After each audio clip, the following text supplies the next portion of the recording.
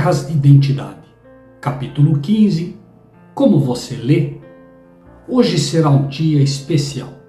Você está cheio de expectativa, entusiasmado com as perspectivas em potencial que estão por vir.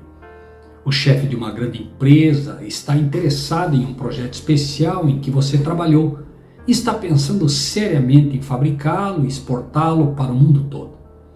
Você decide se encontrar para almoçar em um pequeno restaurante local.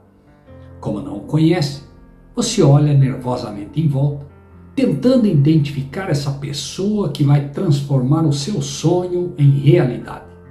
Finalmente, ele chega e você aperta vigorosamente a mão dele, adentra ao restaurante e se acomoda. Para se familiarizar, seu parceiro pergunta um pouco sobre sua família, onde você mora, como estão seus filhos, se estão na escola. Tudo está indo muito bem, exceto pelo fato de que logo atrás de você um sujeito que desenvolveu uma verdadeira arte de beber sopa faz muito barulho. No começo você o ignora, mas depois de um tempo isso começa a ficar irritante. Algumas pessoas precisam aprender boas maneiras, você pensa consigo mesmo, mas o ignora novamente para não se distrair. A conversa com seu possível parceiro de negócios está indo bem e você está no meio da discussão de algum dos benefícios extras do seu design, quando de repente o sujeito atrás de você dá um arroto horrendo que quase chacoalha os talheres em sua mesa. Todos os olhos repentinamente ficam paralisados nesse indivíduo incomum que parece não ter boas maneiras. A sala se enche de sons de risadinhas abafadas, combinadas com horror e nojo. Por fim, o dono do restaurante pede ao homem para que ele saia, dizendo que seus modos não são bem-vindos no local.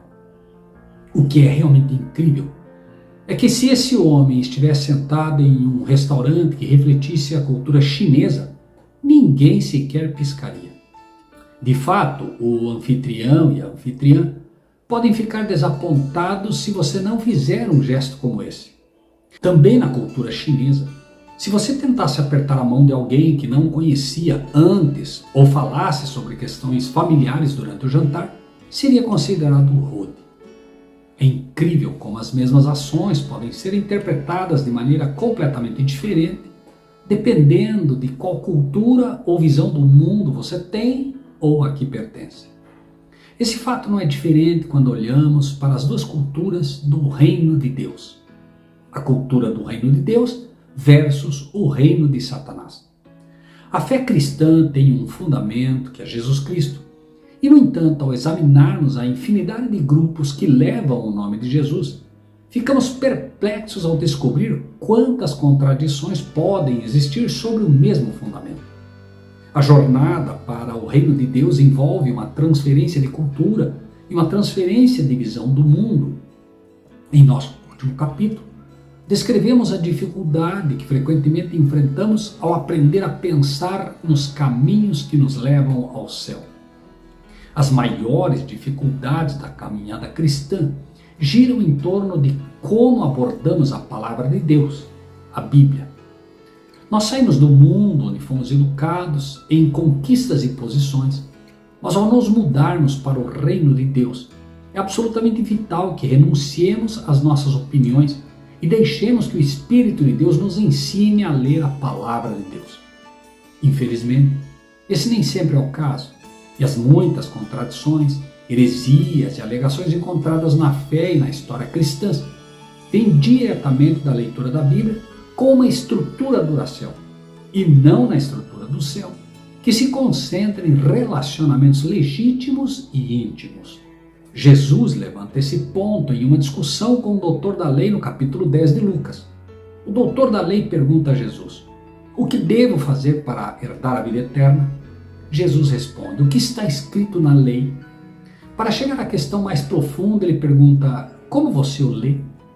Jesus não pergunta o que você tem lido, ele pergunta como você lê, ou como você entende o que você lê.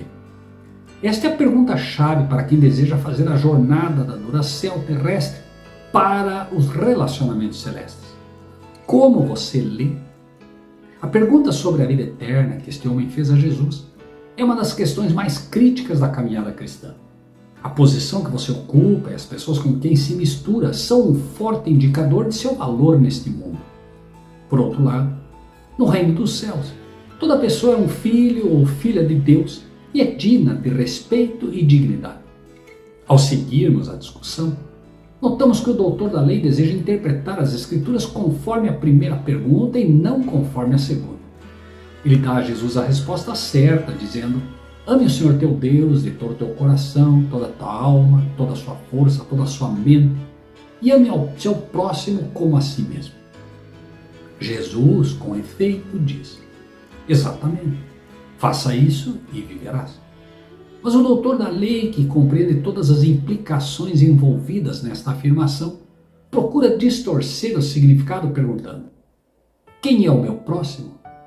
O significado das escrituras é simples, mas o coração humano, sob a influência dos atos Duracell, torna difícil aceitar algumas coisas, porque não está disposto a livrar-se do antigo e abraçar o completamente novo. Aqui está a razão pela qual há tantos cristãos sem vida que acreditam no reino de Cristo, mas vivem de acordo com o reino de Satanás. E o resultado é confusão, frustração e maldade. A fé cristã está confusa sobre a questão da salvação porque a Bíblia ensina claramente que um cristão capacitado pela graça viverá em harmonia com os 10 mandamentos. No entanto, muitos de nós abordamos os 10 mandamentos no contexto da Duracell. Procuramos guardar os mandamentos para obter a salvação, em vez de ver os 10 mandamentos como uma descrição do relacionamento prometido que ocorrerá entre Deus e seus filhos. Promessas e não ordenanças simples.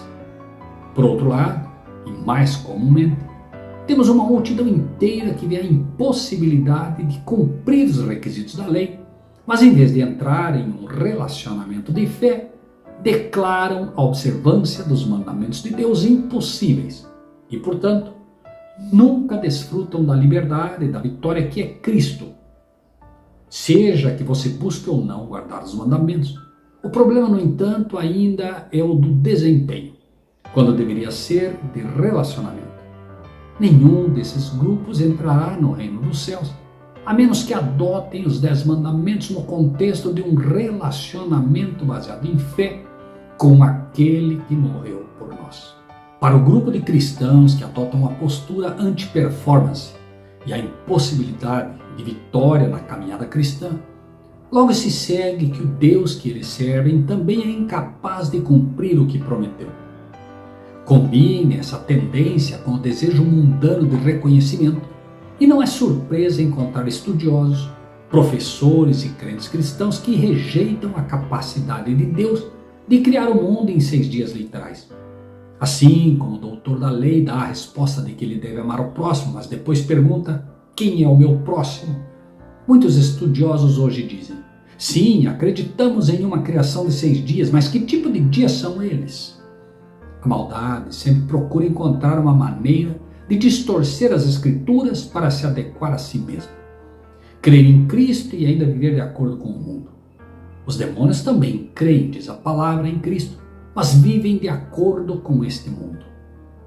Uma vez que uma pessoa perdeu a crença em um Deus que pode criar um novo coração e aprendeu a fazer perguntas astutas sobre as claras declarações das Escrituras, é muito fácil abraçar e aceitar a homossexualidade, por exemplo, como uma norma cristã, juntamente com a rejeição dos papéis do homem e da mulher na Bíblia, no lar e na igreja, que a mesma claramente estabelece diante de todos nós.